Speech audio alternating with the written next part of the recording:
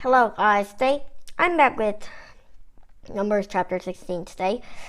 Today Korah, Dathan and Abiram and 250 men, people, turn against Moses, and then they die. And then the whole community turns against Moses and then God actually wanted to kill all of them, but Moses and Aaron took care of it very quickly, so there wasn't a chaotic story like everyone died, but there was a lot of this. Yeah, so today we're going to learn about that, so let's start. Korah, Dathan and Abiram. Chapter 16. Korah was the son of Issachar, the son of Kohath. Kohath was the son of Levi. Korah and certain men from the tribe of Reuben turned against Moses. The men from Reuben were Dathan, Abiram, and On. Dathan and Abiram was the sons of Eliab. On was the son of Pelet. All those men rose up against Moses, and 250 men of Israel joined them.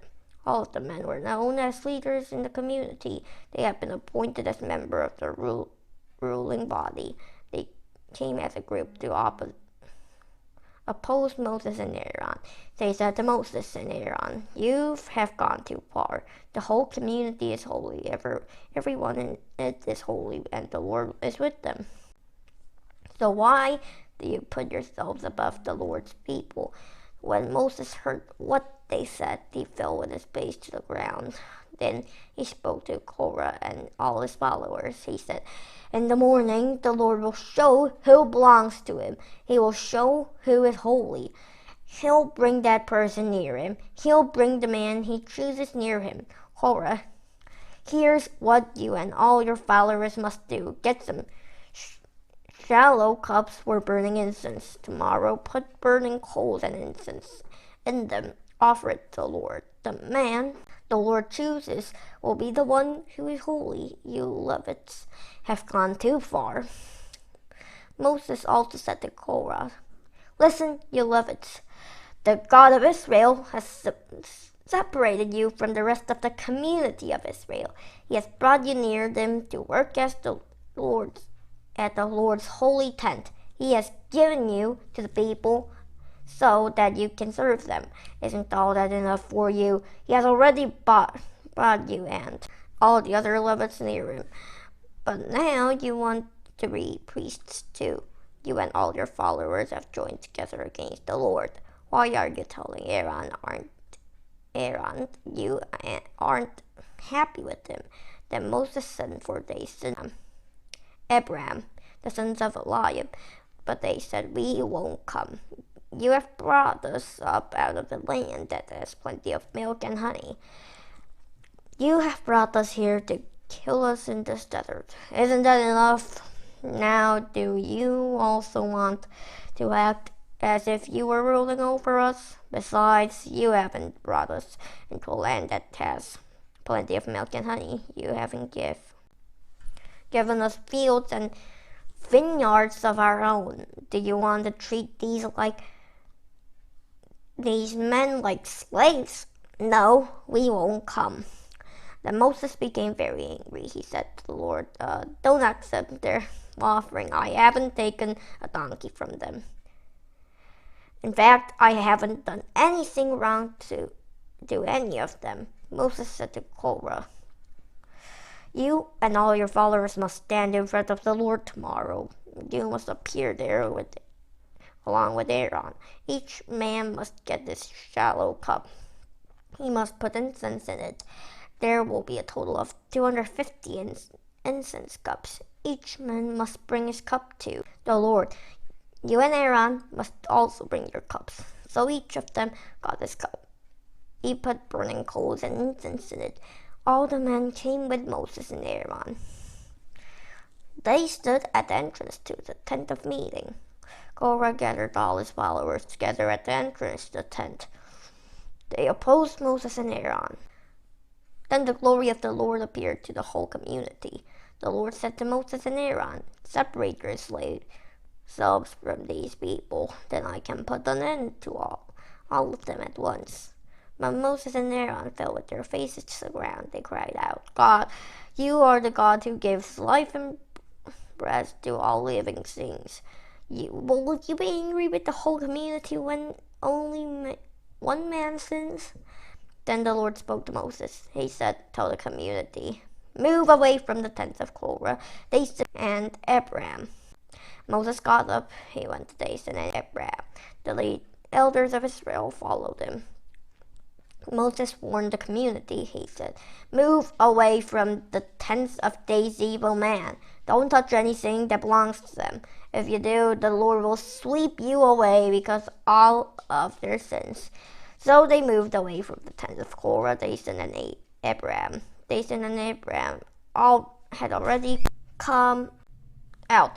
They were standing at the entrance to their tents. Their wives, children, and little ones were standing there with them. Then Moses said, "What is about to happen? It wasn't my idea. The Lord tested me to do everything I'm doing. Here is how you will know I'm telling you the truth. These men won't die a natural death. Something will happen to them that doesn't usually happen to people.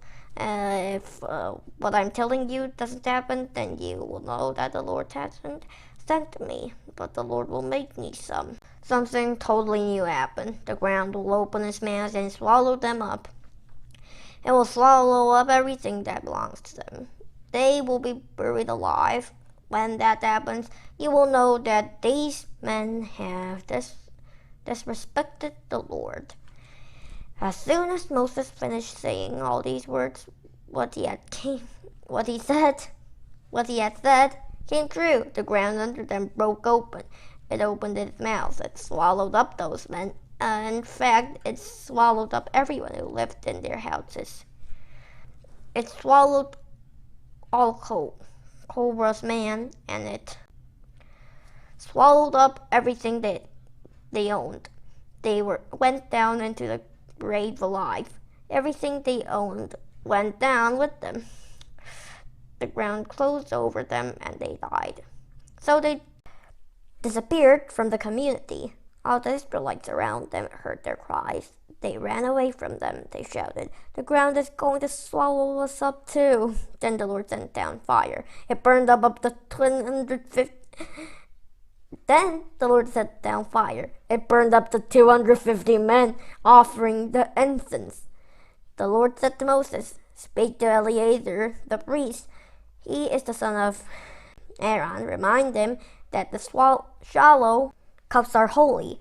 He must take them out of the ashes. He must scatter the burning coals away from there.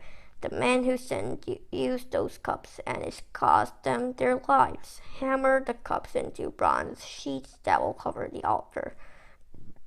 The cups were offered to the Lord. They have become holy. Let them serve as a warning to the Israelites. So the priest Eleazar collected the bronze incense cups. They had been brought by the men who had been burned to death. He had them hammered out to cover the altar. He did just as the Lord had directed Moses to tell him to do. The covering would be a reminder to the Israelites. It would remind them that no one except the son of Aaron should come and burn incense to the Lord. If people and other priests did that, they would become like Korah and his followers. Yeah, actually, before we talk about the whole community sinning, we're going to learn. Before we go to the whole community sinning, don't mind about that. Before we learn about the whole community sinning, so let's just know that this is Levi, this is Korah, this is Issachar, and then the last one is Korah and Eliab. There's Eliab, you see, and Dathan Abiram are one family, and there's Pelus, and then On was his kid, and they're the tribe of Reuben, and 250 people sinned with these people. So wait a second. So these three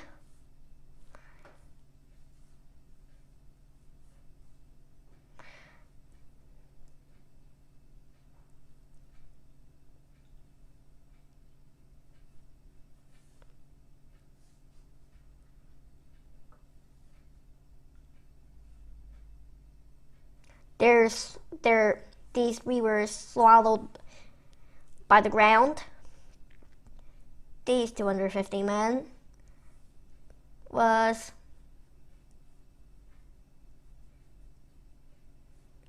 these 250 men were burned up. Oh, wait a second. By the way, On was swallowed by the ground too, and 250 people was burned. The next day, the whole community of Israel told Moses and Aaron they weren't happy with them. "You have killed the Lord's people," they said. The community gathered together to oppose Moses and Aaron. The people walked toward the tent of meeting. Suddenly the cloud covered it. The glory of the Lord appeared. Then Moses and Aaron went to the front of the tent of meeting. The Lord said to Moses, "Get away from these people, then I can put an end to all of them at once." And Moses and Aaron fell with their faces to the ground. Moses said to Aaron, Take your incense cup, put incense in it, and put burning coals from the altar in it. Then hurry to the people and pay for their sin." The Lord has begun to show his anger. The plague has started. So Aaron did as Moses said. He ran in among the people. The plague had already started among them, but Aaron offered the incense and paid for their sin. He stood between those alive and those dead. And the people, and the plague stopped. But 14,700 people died from the plague.